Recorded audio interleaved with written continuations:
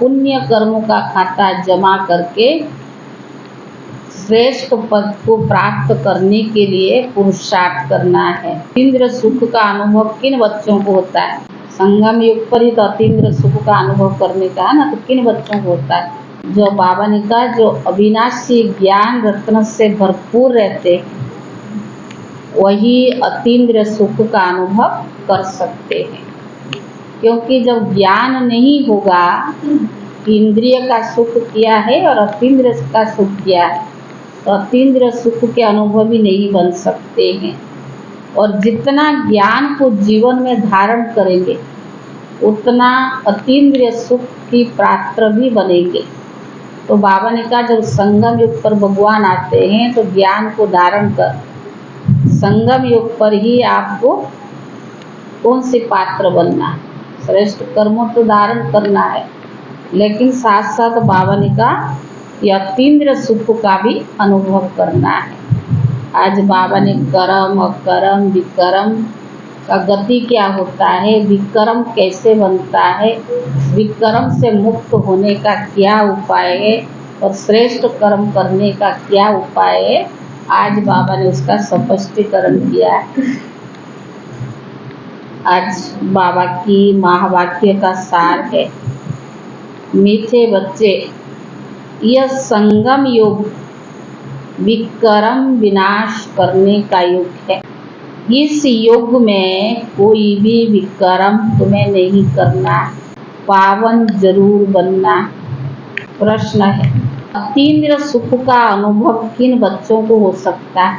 उत्तर है जो अविनाशी ज्ञान रत्नों से भरपूर है उन्हें ही अतीन्द्रिय सुख का अनुभव हो सकता है। जो जितना ज्ञान को जीवन में धारण करते उतना वे साहूकार बनते। अगर ज्ञान रत्न धारण नहीं तो गरीब है। बाप तुम्हें पास्ट प्रेजेंट फ्यूचर का ज्ञान देकर त्रिकालदर्शी बना रहे। गीत है ओम नमः शिवाय। अच्छा मीठे मीठे सिखिले दे बच्चों प्रति माता पिता बाप दादा का याद प्यार और गुड मॉर्निंग। रूहानी बाप की रूहानी बच्चों को नमस्ते और रूहानी बच्चों की तरफ से रूहानी बाप दादा को याद प्यार और नमस्ते नमस्ते। शुक्रिया बाबा शुक्रिया। धारणा के लिए मुख्य सार है, लेकिन कल संडे है, अव्यक्त वाणी चलता है। कल मनमोहिनी दीदी जो बड़ी दीदी है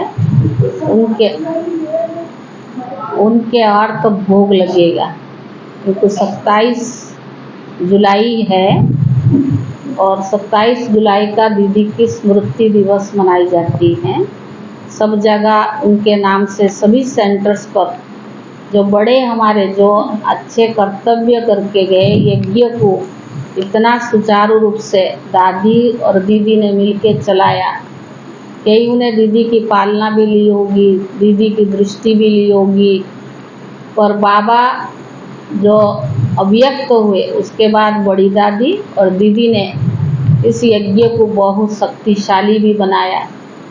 जो ट्रैफिक कंट्रोल का गीत है वो भी दीदी के द्वारा ही वो नियम बनाई गई थी। कई श्रीमत बाबा तो श्रीमत देता है पर उसको नियम के रूप में दीदी ने यज्ञ में वो किया। जो वो बनाया हुआ दादी और दीदी का नियम मर्यादा अभी तक यज्ञ में मान्यता है। बाबा का ज्ञान को इतना विस्तार करना, लोगों तक पहुंचाना, हम ही लोग तो बनी बनाई पर आई, पर दादियों ने जो सेवा किया, जो उन्होंने अपनी बलिदान दी यज्ञ के लिए, उसको हम वर्णन नहीं कर सकते। अब सुनते हैं और देखते हैं, बड़ों से भी सुनते हैं कि दीदी ने कैसी सबकी पालना की, कैसी मातृत्व का स्नेह सबको दिया। जो भी गए जैसे भी गए कितने दीदी ने उनको प्यार से पालना किया। और दीदी रेगुलर मुरली भी सुनती थी, रेगुलर भी थी, पंक्चुअल भी थी और एक्यूरेट टाइम पर क्लास में भी पहुंचती थी। सब राजू भाई सुनाते ना कैसे जो पांडव भवन में बताते हम आए तो दीदी की पालना हमें कैसे मिली है। तो ऐसे जो हमारे महान विभूतियाँ हैं, जो यज्ञ को पालना और परवरिश करके उनकी वाइब्रेशन से आज भी यज्ञ चल रहा है, तो कल उनके अर्थ भोग रहेगा। सुनते बाबा की अवधारणा की।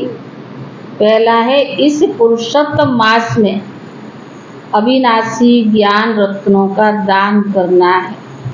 अमृत वेले उठ विचार सागर मंथन करना है। श्रीमत पर शरीर निर्वाह करते हुए बाप ने जो होमवर्क दिया है वो भी जरूर करना है। दूसरा, पुरुषार्थ में कभी रुकावट आए तो बाप को समाचार देकर श्रीमत लेनी। सर्जन को सब सुनाना है। बाबा कौन है? अविनाशी सर्जन है। बाबा को सब सुनाना है। विकर्म विनाश करने का समय कोई भी विकर्म नहीं करना है। संगम युग क्या है? विकर्म विनाश करने का है। कोई भी विकर्म नहीं करना है। वरदान, अखंड योग की विधि द्वारा, अखंड योग की विधि द्वारा अखंड पूज्य बनने वाली श्रेष्ठ महान आत्मा भव। आजकल जो महान आत्माएं कहलाती है, उनके नाम अखंड आनंद आदि रखते हैं, लेकिन सबसे अखंड स्वरूप तो आप हो। आनंद में भी अखंड, सुख में भी अखंड। सिर्फ संग दुश्मन ना हो। दूसरे के अवगुण को देखते सुनते डोंट केयर करो, तो इस विशेषता से अखंड योगी बन जाएंगे। जो अखंड योगी है वो अखंड पूज्य बनते। तो आप ऐसी महानात्माएं हो जो आधा कल्प स्वयं पूज्य स्वरूप में रहते हो और आधा कल्प आपके जड़ चित्रों का पूजन होता है। स्लोगन, दिव्य बुद्धि ही साइलेंस की शक्ति का आधार, अव्यक्त इशारा। संकल्पों की शक्ति जमा कर श्रेष्ठ सेवा के निमित्त बनो। जो अपनी सूक्ष्म शक्तियाँ मन बुद्धि को हैंडल कर सकता है, वो दूसरों को भी हैंडल कर सकता है। इसीलिए 100 के ऊपर कंट्रोलिंग पावर, रोलिंग पावर हो तो यही यथार्थ हैंडलिंग पावर बन जाती है। चाहे अज्ञानी आत्माओं के सेवा द्वारा हैंडलिंग करो, चाहे ब्राह्मण परिवार के स्नेह संपन्न संतुष्टता संपन्न व्यवहार करो, दोनों सफल हो ही जाएगी। ओम शांति।